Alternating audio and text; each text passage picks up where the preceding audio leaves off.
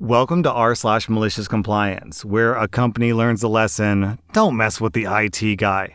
Our next Reddit post is from Smock1. I was sitting in my office one slow day and the CEO walked in. This is always a pucker moment, even though I'm on very good terms with him. He handed me an obviously non-business laptop and asked me if I could get it up and running quickly because it had something very important on it. Since I wasn't doing anything, and since this guy signs my paycheck, I said, "You got it, sir!" Later, a middle manager came in and asked me to do something, and I said, "You're number 2 in line," and pointed to the obviously non-corporate laptop that I was fixing. The manager did not like that much, and demanded that I call whoever it was and tell them that it wasn't acceptable for me to be working on personal equipment. So, I pulled out my cell phone and called. My manager could only hear one half of the conversation, but what he heard was something like this. "Hey, CEO's name. I got Bob here telling me that it's not acceptable for me to be working on your personal stuff, and he wanted me to call you and tell you, 'Oh, sure, he's right here. Hang on.'" Then I handed the phone to the manager. The manager started off by saying, "It is not acceptable." And then his eyes got real big, and the rest of the conversation was, "Yes, sir," and "No, sir." He hung up and thundered, "Why didn't you tell me it was the CEO's laptop?" I said, "You didn't give me a chance," and demanded I call them right now. Or, you could have given the real reason, because I want to watch you suffer. Because I want to see you embarrass yourself, you doofus. Down in the comments, we have this story from T's and Rick. I remember a conversation like that. It was my first sergeant trying to yell at me for fixing the battalion commander's personal laptop. His instructions were, "I've got to get coffee and go to the bathroom. Please fix my laptop. Give me a call when you have news." After that, my first sergeant came to fix a phone over at the supply office, and I told him, "I'll get on it as soon as I'm done with this, first sergeant." Then he did that thing that first sergeants do when they lean in and start yelling, "You're gonna get off your butt and do it right mother effing now!" This happened while the commander was walking down the hall to the coffee maker. He popped up behind the first sergeant and I spoke up, "Good morning, sir." The commander says, "What's happening here?" The first sergeant starts replying, "This insubordinate little turd thinks that he can work on his personal laptop." The commander interrupted, "It's mine." The first sergeant turned purple, faced me, and spat out, "Carry on." The commander replied, "No, you carry on. I'll let you know when he's available." I saved all the commander's family photos from the failing hard drive. The commander never disciplined the first sergeant, and the first sergeant didn't speak to me for 18 months. Our next Reddit post is from Dazzling Ferret. During my first year of university, I shared a house with one other girl and 3 boys. The other girl kept to herself, mainly. I was the only one who had a job, and therefore the only one who brought stuff into the apartment other than clothes and a laptop. I decided to be nice and put my quite large TV in the front room so that everybody could watch it, because I would always just use my laptop when I was in my bedroom. One of the boys brought a PlayStation with him and connected it to the TV, which I had absolutely no problem with. For the first couple of months, everything was fine, and we all shared the TV really well. I would generally watch 1 or 2 hours of TV on the days that I wasn't working, and they used it most of the other time. After a while, every time I wanted to use the TV, they'd say, "There are 3 of us and 1 of you, so just go watch it in your bedroom so we can play FIFA." Now, normally, there are a lot of things that I have no problem watching on the laptop, but there are some things that I would much rather watch on a real TV. I did politely point out that the TV belonged to me and I was only wanting to use it for an hour. Eventually, I had enough and snapped. I came down to watch something that I told them I wanted to watch on the previous day, and they told me to go watch it in my bedroom. So I did exactly that. I unplugged the TV and disconnected their PlayStation and just carried the TV back up to my bedroom. I set it up just in time to watch my program, which I had to turn up extra loud to drown out their moaning and banging on my door. The only annoying thing is that the next day, one of them called the bank of mommy and daddy, who apparently agreed that I was awful, and ordered a new TV for them, so they really only went for like a week without the TV. Our next Reddit post is from Mother Practice. So, when I was in my early 20s, I worked at a well-known sandwich franchise. I actually really liked my job, and I would open and close. I'd also come in whenever anyone called out because I lived 5 minutes away. One day, my boss hires a new person. No big deal. Except my boss kept cutting my hours more and more and giving them to the new person. I went from working 30 plus hours a week to working less than 15. Oh, and I was also training them. So after a few months of my hours getting cut, but me still coming in whenever they called me, I put in my 2 weeks. My boss proceeded to not schedule me for a single hour after that. Cue malicious compliance. One of my coworkers who would call in regularly didn't come in to open the store at 6 a.m., and when I drove by at 11 a.m., it was still dark. My old boss had called me to ask if I could open for her. Nope. You didn't want to give me any hours after I put in my 2 weeks notice, so you figure it out. Well, I drove by that store for a couple of weeks, and wouldn't you know it, it was only open half the time.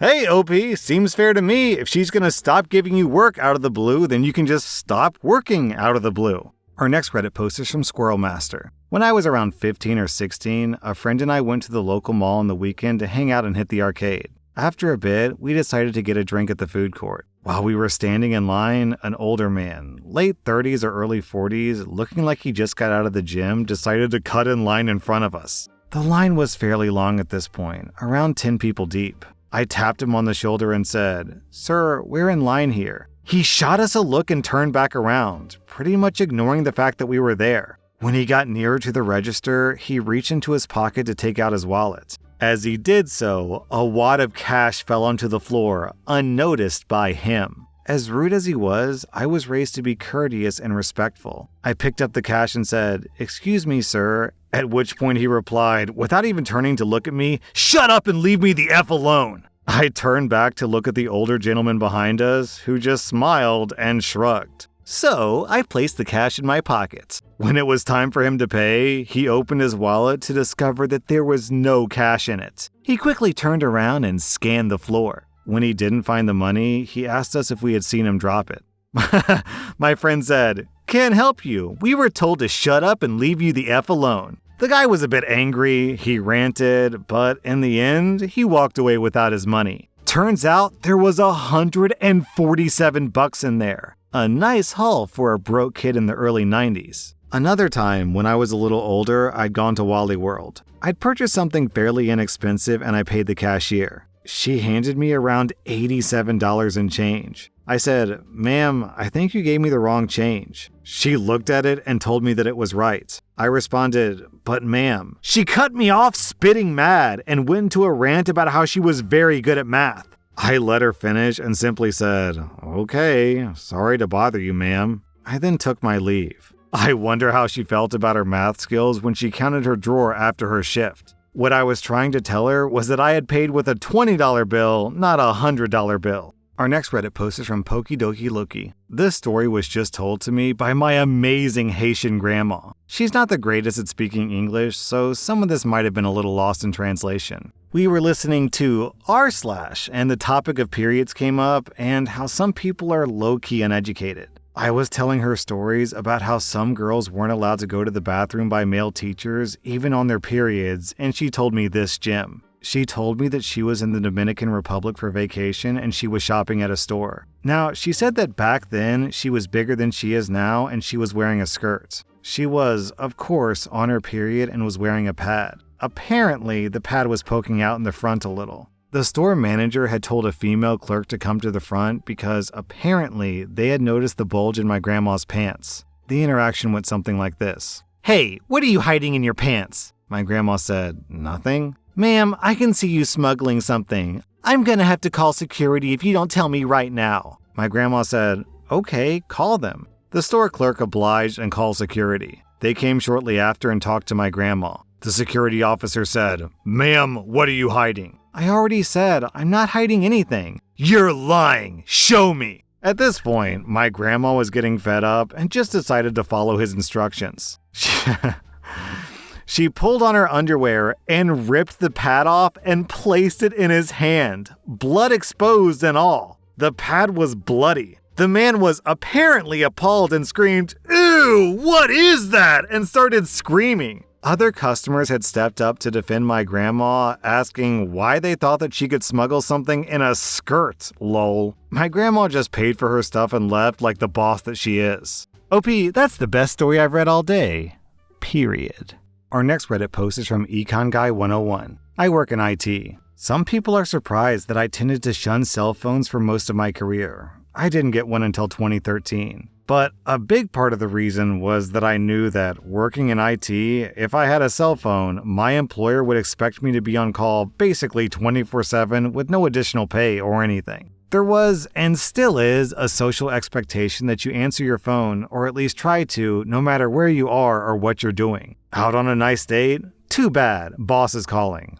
Dinner with the spouse? Too bad, boss is calling. Driving your kids to some important medical thing? Too bad, boss is calling. If you're ever not quick to answer calls or messages, it's always a talking to the next day in the office. It's always been this way for IT staff, and it won't ever change. So early in my career, around 2005, I worked in a small business of around 50 people. I did help desk and network administration, working for an IT manager who had no real technical skills to speak of. But this person was good with crystal reports, so they were the IT manager, and I was the flunky. This person spent about 80% of their time micromanaging my time and making sure that I had no more than 5 minutes of idle time each day. At one point, a person in another department who was working late had some trivial nonsense problem with Microsoft Excel that absolutely 100% could have waited until the next morning to resolve. But they were annoyed that the IT manager was beyond clueless to solve this issue at 7:45 p.m. and that the regular help desk guy, me, didn't have a cell phone that he could call for off-hour support, so he complained. He complained the next morning by storming into the IT office and berating us, the IT manager and I, about how unacceptable the situation was, and then sent a 5-page follow-up email CC'd to half the company about how intolerable it was that his dumb pivot table didn't get resolved in the late evening. So, a couple of days later, I get pulled into a meeting with the IT manager and the HR lady. Reading the room, it felt like I was going to get fired or something. But it was far worse. They wanted me to get a cell phone. I politely declined, which they were prepared for as they told me the company would pay for me to get a cell phone. I asked if I was going to get any kind of salary increase if I was actually going to be expected to answer the phone. And I was told there wasn't any money for the budget for that. This was a blatant lie. The CEO sent out quarterly earnings every quarter, so I knew how much money we had.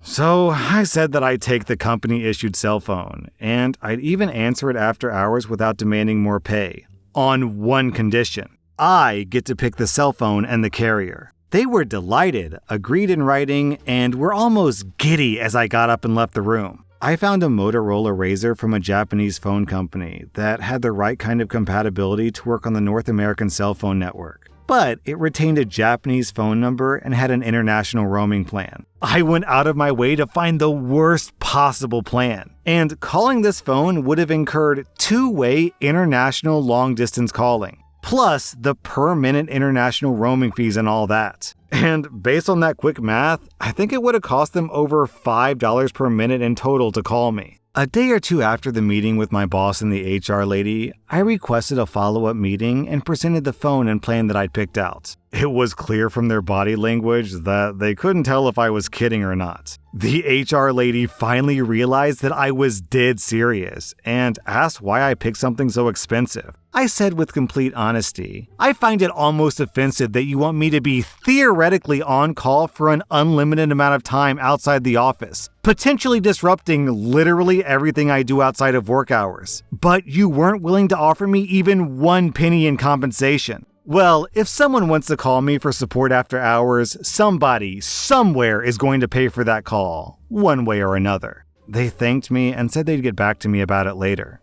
The topic of me getting a company cell phone was never brought up again. That was r/Maliciouscompliance, and if you like this content, check out my podcast where I publish the exact same episodes. Also, hit that subscribe button because I put out new Reddit videos every single day.